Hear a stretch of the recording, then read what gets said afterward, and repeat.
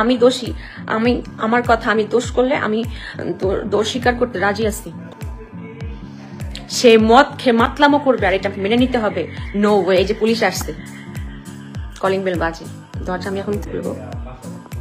হ্যাঁ,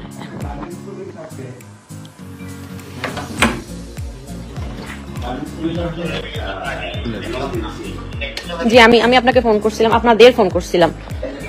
এই যে ওকে নাকি আমি মারছি, ও বলতেছে ওর, হ্যাঁ ওকে নাকি আমি মারছি, ও বলছে ওর নাকি ওর ফেসে দাগ আছে।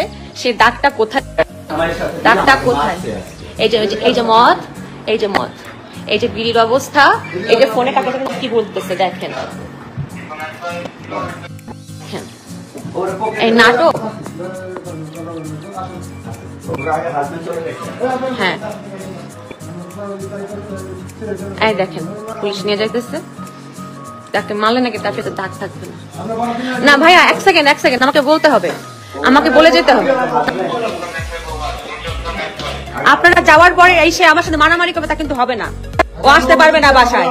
এই যে লাইভ তোকে দেখতেছে ফেস, তোর ফেসে কোনো কিছু নাই, যা। আপনারা প্রমাণ পাইছেন, একটা মাতাল যখন যা বলে মানুষ তাই বিশ্বাস করে। সে লিখছে যে আমি নাকি নিলয় ভাইয়ের সাথে কাজ করতে পারি না দেখে আমি তাকে মারছি। এটা আমি মারছি হয়, কেন মারবো? এগুলা কি? একটা রোজার দিনে সে রোজা না থেকে এই যে সিগারেট বসে বসে খাইছে, আর এই যে এগুলো ফালাইছে, আমি আজকে আমি এই পর্যায়ে আসতে বাধ্য হলাম,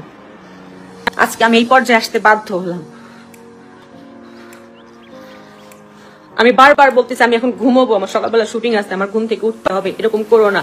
সে দরজা ধাক্কাইতেছে, বাজে স্ল্যাং বাজে কথা ইউজ করতেছে আমার সাথে।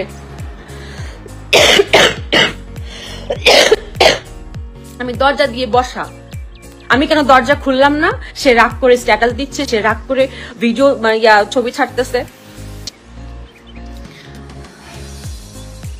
একটা লোক মিথ্যাবাদী, প্রতারক। সে প্রতি রাতে বাহিরে কাটায়, সন্ধ্যার দিকে যায়, আসে সেই সকাল 4টা 5টা 7টা 11টা। কোথায় থাকে, কাদের সাথে থাকে একটু দেখেন তো।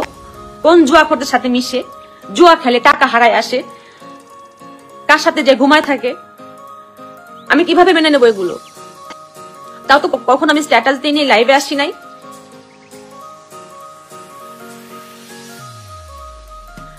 আপনাদের কি মনে হয় যে আমি একটা মেয়ে, ওকে মারছি আর ও ছেলে মানে আমাকে ছেড়ে দিয়ে রাখছে, এরকম কিছু? একটা ছেলে শক্তির কাছে একটা মেয়ে পারে? সম্ভব?